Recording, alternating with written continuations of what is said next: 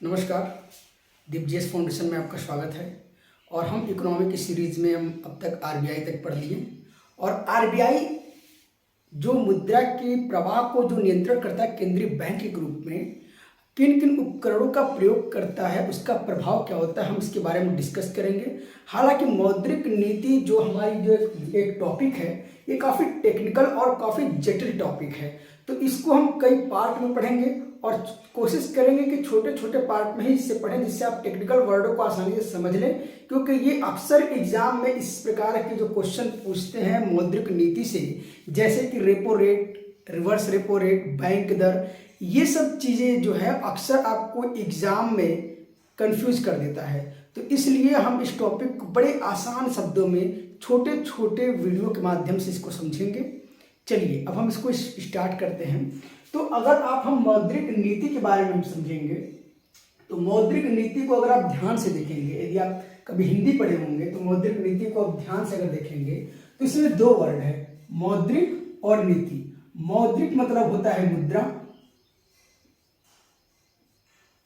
और प्लस नीति। ठीक, मुद्रा की नीति को ही मौद्रिक नीति कहते हैं।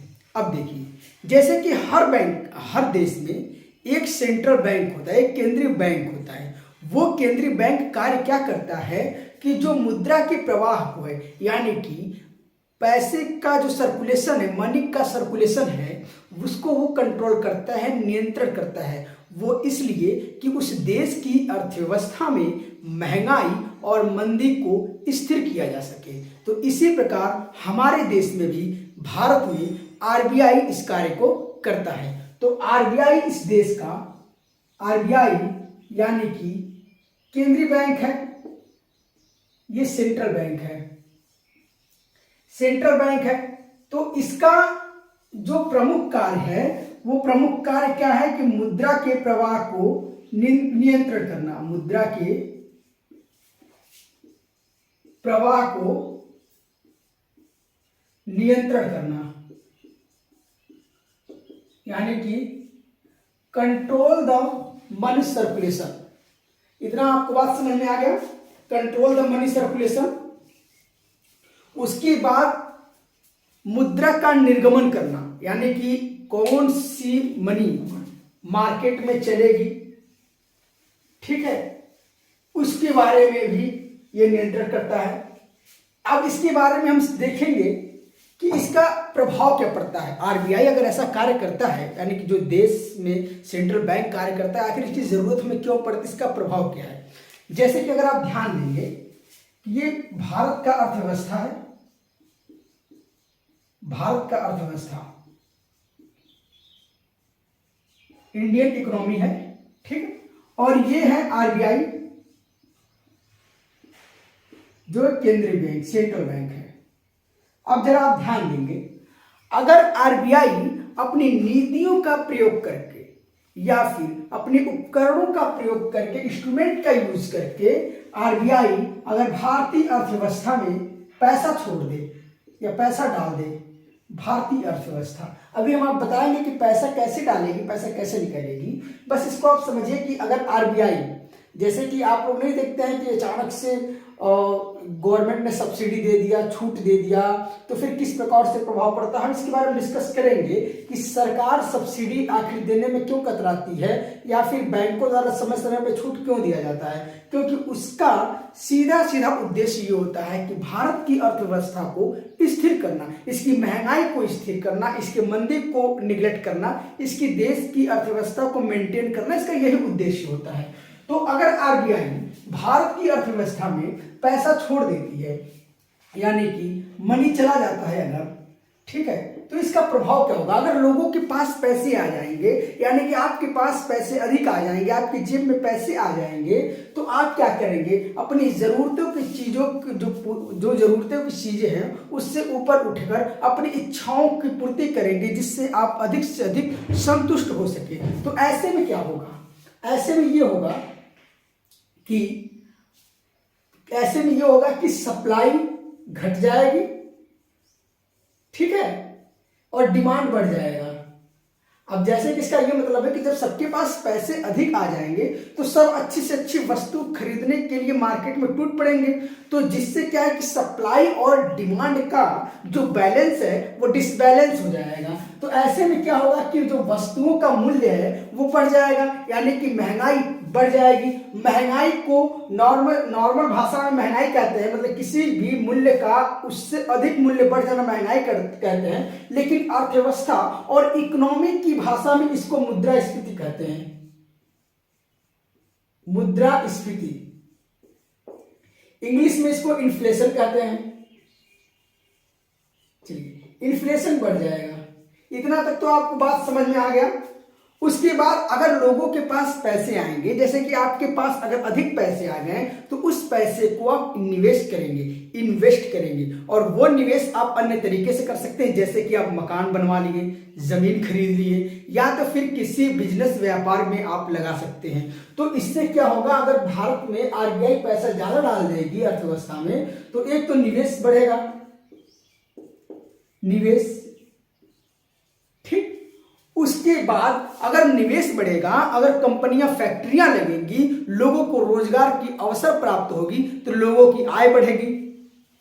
देखिए, लोगों की आय में वृद्धि होगी,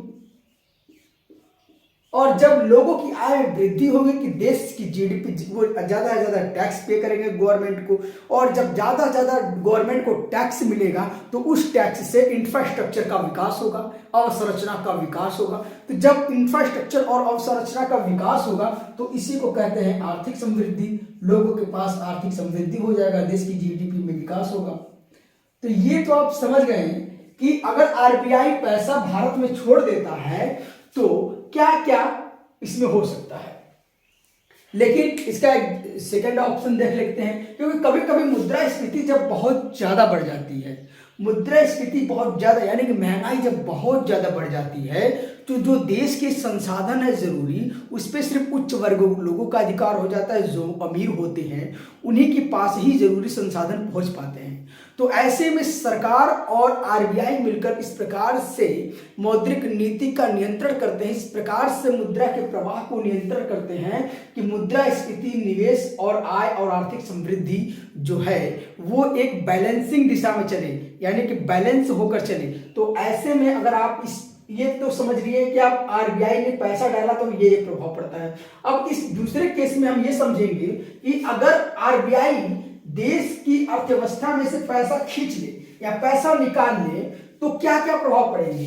तो जैसे कि मान लीजिए भारत की अर्थव्यवस्था में बहुत ज्यादा पैसे आ गए हैं, तो आरबीआई अन्य उपकरणों के माध्यम से अगर अपने पास पैसे बुला लेती है, ठीक है, अपने पास पैसे ले लेती है, तो इसका प्रभाव क्या पड़ता है। अब देखिए, भारत जो आरबीआई जो है वो किस प्रकार से मार्केट से पैसे निकालती है, जैसे कि वो कोई एक अच्छी योजना लॉन्च कर दे या बैंक को कोई एक दिशा निर्देश दे दे कि आप बचत पर 7% से 8% ब्याज आप देना स्टार्ट कर दो, ठीक है। लोगों को लुभावने बचत के या फिर लोगों को लुभावने इस प्रकार से स्कीमें दे देंगी कि आप सोचोगे कि घर में पैसा रखने से अच्छा है कि हम बैंकों में पैसा रख दें, और बैंकों में पैसा रखने का मतलब है कि वो अप्रत्यक्ष रूप से आरबीआई के पास चला गया, वो आरबीआई के नियंत्रण में चला गया। तो इसी प्रकार हम देखेंगे कि आरबीआई जो है भारत की अर्थव्यवस्था से किस प्रकार पैसे निकालती है और उसका प्रभाव क्या पड़ता है। जैसे कि मान लीजिए आरबीआई है, ये इसके आप केस 2 देख सकते हैं कि अगर वो भारत से मनी निकाल लेती है तो सबसे पहले क्या होता है कि सप्लाई और डिमांड का जो चैन है वो फिर डिसबैलेंस होता है, सप्लाई और डिमांड का। ऐसे में क्या होता है कि सप्लाई यानी कि मार्केट में वस्तुओं की पहुंच, यानी कि मार्केट में सामान ज्यादा उपलब्ध हो जाते हैं और लोगों के पास पैसे नहीं रहते हैं, इसलिए वो उसकी डिमांड नहीं करते हैं, उसकी मांग नहीं करते हैं। तो ऐसे में मंदी आ जाती है, जिसको कहते हैं रिसेशन, मंदी आ जाती है, इसको ये कहते हैं। तो ये इसलिए भी इसका होता है कि अगर देश में महंगाई बहुत ज्यादा बढ़ गई है तो सप्लाई और डिमांड के चैन को बैलेंस करने के लिए कभी कभी आरबीआई जो है भारत की अर्थव्यवस्था से पैसे को निकालती है। उसका उद्देश्य यही होता है कि मुद्रास्फीति को कम करें, मुद्रास्फीति को कम करें, यानी कि इन्फ्लेशन को, महंगाई को कम करने के लिए कभी कभी पैसा निकालती है। ठीक है, इसका देखिए दूसरा प्रभाव ये पड़ता है कि अगर मार्केट से पैसा निकल जाएगा तो इसका दूसरा प्रभाव ये पड़ता है कि लोग जो है निवेश करने से बचेंगे। अगर लोगों के पास पैसे नहीं रहेंगे तो वो किसी भी क्षेत्र में निवेश नहीं कर पाएंगे।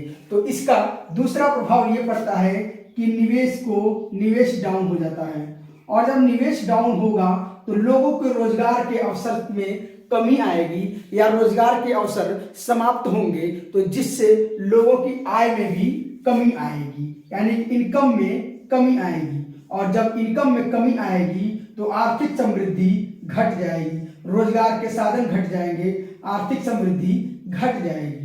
तो ये आप देख सकते हैं कि मुद्रास्फीति को नियंत्रण करने के लिए कभी कभी आरबीआई भारत की अर्थव्यवस्था से पैसे निकालता है, और कभी कभी आरबीआई जो है मंदी को मेंटेन करने के लिए, यानी कि अब बहुत ज्यादा जब मुद्रास्फीति डाउन हो गई, लोगों के पास पैसे ही नहीं रहे, तो मार्केट में सूनापन हो जाएगा, बिल्कुल खाली खाली रहेगा, ना कोई जाएगा कुछ खरीदने, ना कुछ बिकेगा। तो ऐसे में मंदी आ जाएगी, तो जो मंदी आ जाएगी तो भारत की अर्थव्यवस्था के लिए बहुत घातक सिद्ध होता है। तो इसलिए आरबीआई जो है भारत की अर्थव्यवस्था में मुद्रा के प्रवाह को नियंत्रण करने के लिए इस उद्देश्य को प्राप्त करने के लिए समय समय पे अपनी नीतियों का प्रयोग करके मुद्रा के प्रवाह को नियंत्रण करता है। इतना तो आप समझ गए कि क्या होता है। उसके बाद इसका आप देख सकते हैं कि अगर आप उद्देश्य तो समझ लिए, मुद्रास्फीति का नियंत्रण, निवेश को कम और ज्यादा रूप से प्रभावित करना, आय के अवसर को बढ़ाना और आय समृद्धि को बढ़ाना, ये तो उद्देश्य हो गया। ठीक है, मौद्रिक नीति के। अब इसको हम देख लेते हैं कि इसको करते कैसे, मौद्रिक नीति का निर्माण कैसे होता है और इसको हम किस प्रकार नियंत्रण करते हैं। चलिए अब हम देखते हैं इसमें आगे।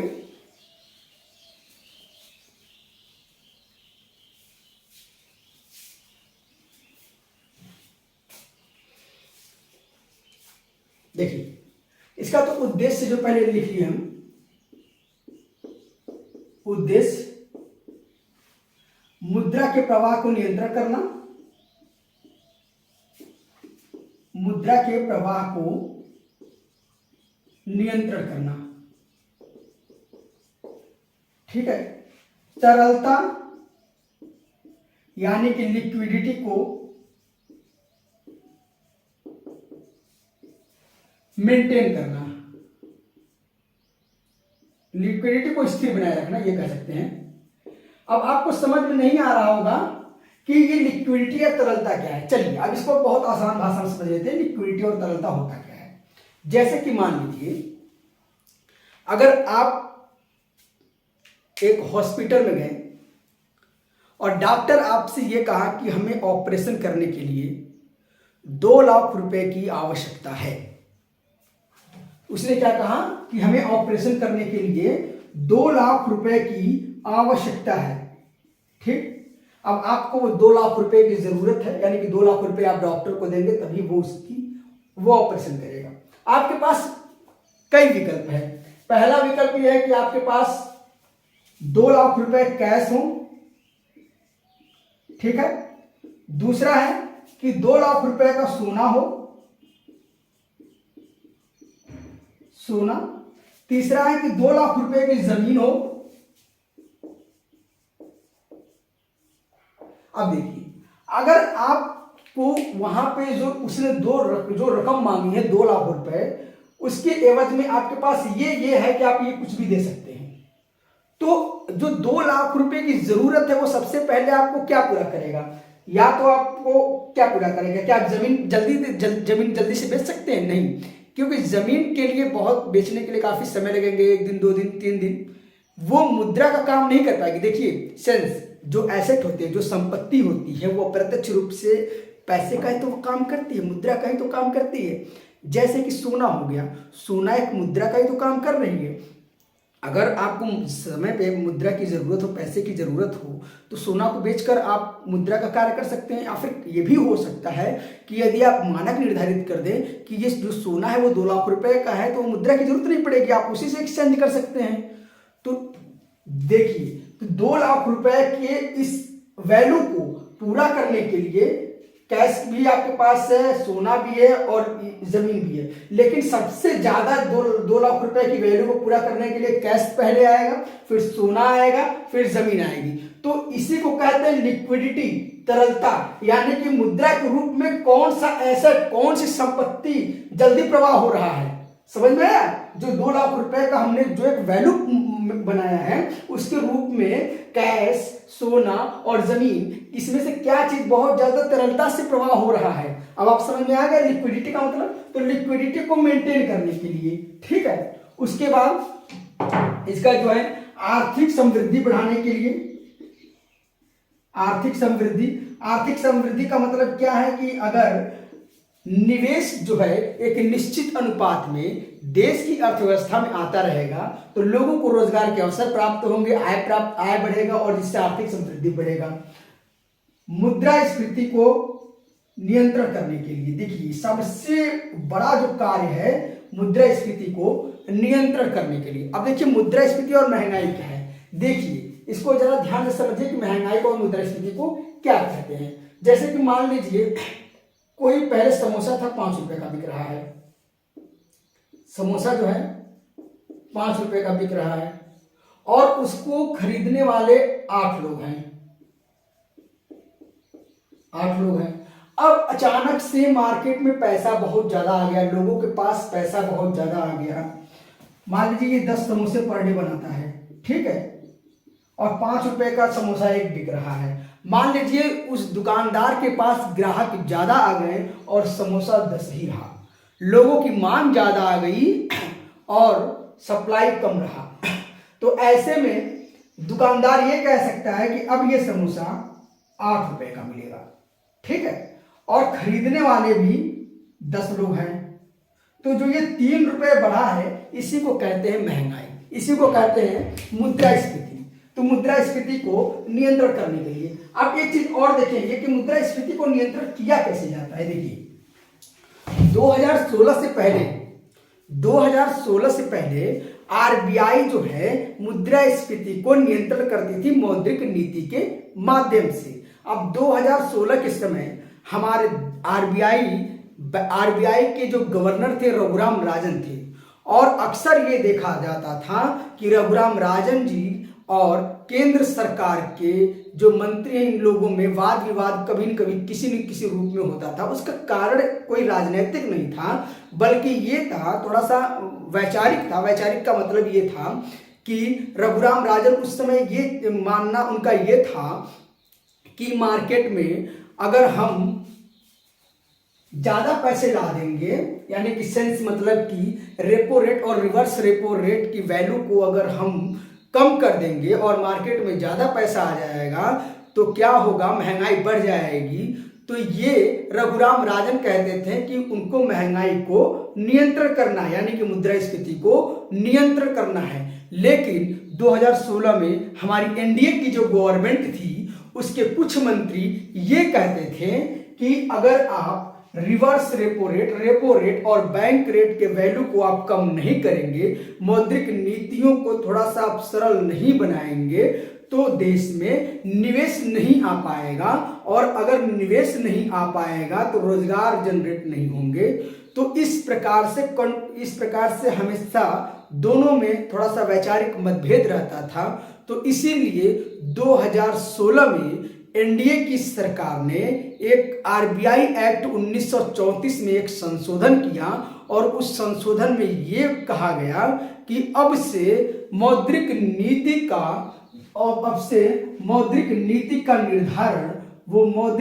का निर्धारण आरबीआई और सेंट्रल गवर्नमेंट मिलके करेंगे। 2016 से पहले सिर्फ आरबीआई करती थी, अब 2016 के पश्चात आरबीआई और प्लस सेंट्रल गवर्नमेंट मिलके करने लगी। लेकिन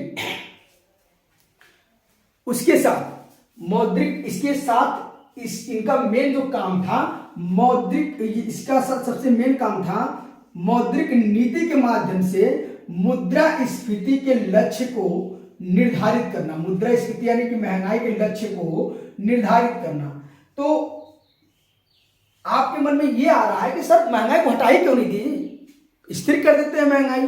आप ये सोचिए कि आज अगर आप कोई काम कर रहे हैं और आपको 100 रुपये प्रतिवर्ष मिल रहा है, प्रतिवर्ष सिर्फ 100 रुपया ही मिल रहा है, तो क्या आपका विकास हो सकता है? नहीं हो सकता है, क्योंकि आप अपने आप को उसी 100 रुपये में ढाल लेंगे। लेकिन अगर आपको प्रतिवर्ष इसमें 5% 3% की वृद्धि हो, जैसे कि आप इस वर्ष 100 रुपये कमा रहे हैं तो अगले वर्ष 110 कमाएं, 105 कमाएं, तो जो 105 और 5 रुपये जो आपका बढ़ेगा, यानी कि 5 रुपये 10 रुपये जो आप बढ़ेगा, तो उसको आप अन्य संसाधन के रूप में, अन्य जरूरतों चीजों के रूप में आप इस्तेमाल करेंगे। तो महंगाई अगर एक निश्चित अंक के साथ अगर बढ़ी तो देश की अर्थव्यवस्था के लिए बहुत अच्छी चीज होती है। तो मुद्रास्फीति के लक्ष्य का निर्धारण करना, तो इसके लिए आरबीआई एक्ट 1934 में ये संशोधन किया गया और ये कहा गया कि अब से मुद्रास्फीति का निर्धारण एक मौद्रिक नीति समिति करेगी, मौद्रिक नीति समिति करेगी। ठीक है, अब ये देखेंगे ध्यान से, मौद्रिक नीति समिति का जिक्र 45ZB आरबीआई एक्ट 1934 के 45ZB धारा में जिक्र किया गया है। इसमें 6 सदस्य होते हैं, मौद्रिक नीति समिति में 6 सदस्य होते हैं। ध्यान देंगे इस चीज को। देखिए, मौद्रिक नीति समिति 6 सदस्य होते हैं।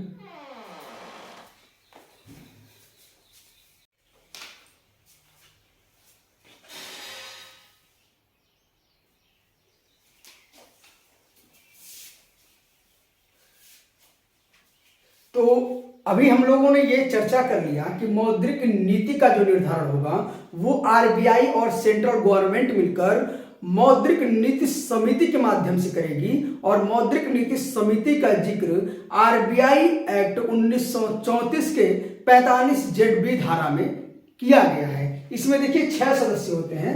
मौद्रिक नीति समिति में सदस्य जो होते हैं 6 होते हैं, और इसमें अब हमने जिक्र कर लिया था कि आरबीआई भी होगी और गवर्नमेंट भी होगी, तो आरबीआई होगा और गवर्नमेंट। ठीक है, तो आरबीआई जो होगी उसकी एक होंगे, इसके जो एक होंगे गवर्नर, दूसरे होंगे डिप्टी गवर्नर, तीसरे होंगे कोई बैंकिंग अधिकारी,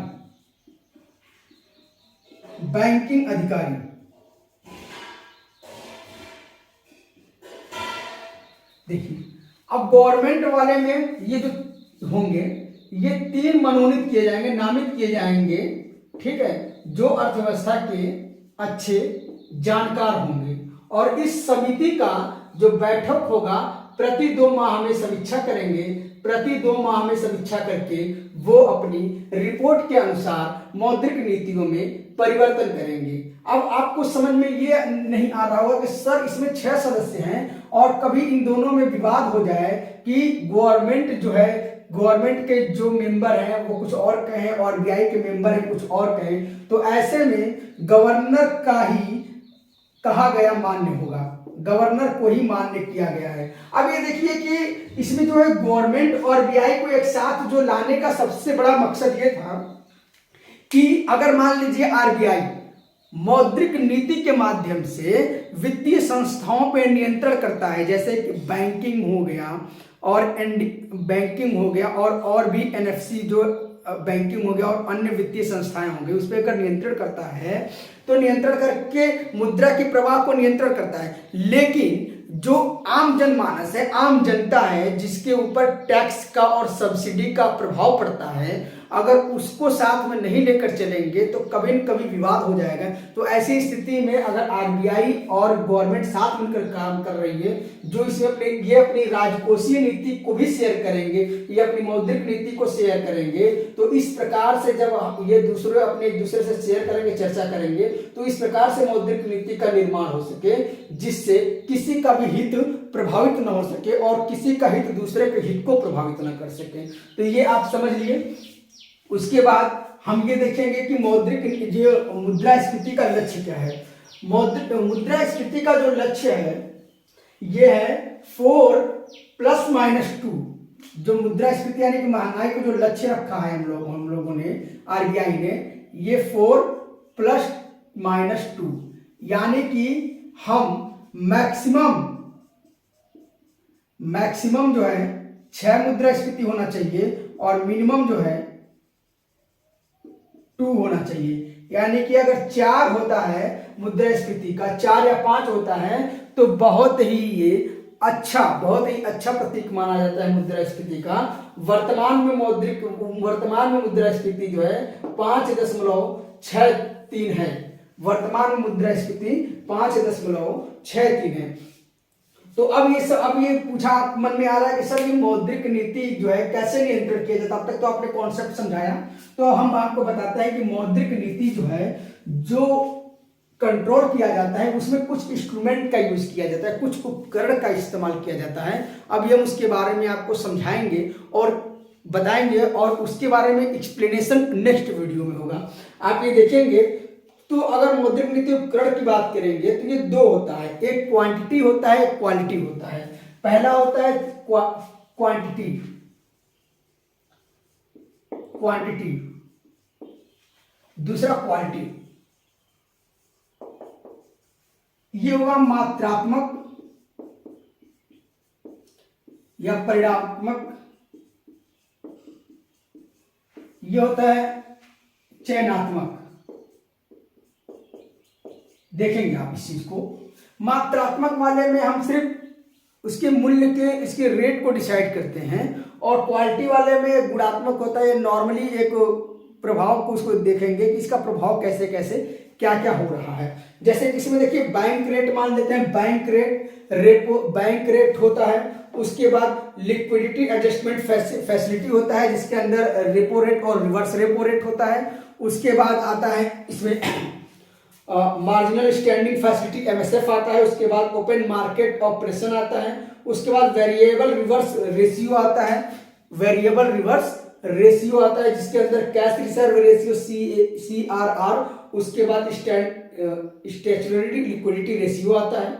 उसके बाद इसमें आता है न्यूनतम सीमांत आता है। उसके बाद आता है नैतिक दबाव और शॉक राइजिंग।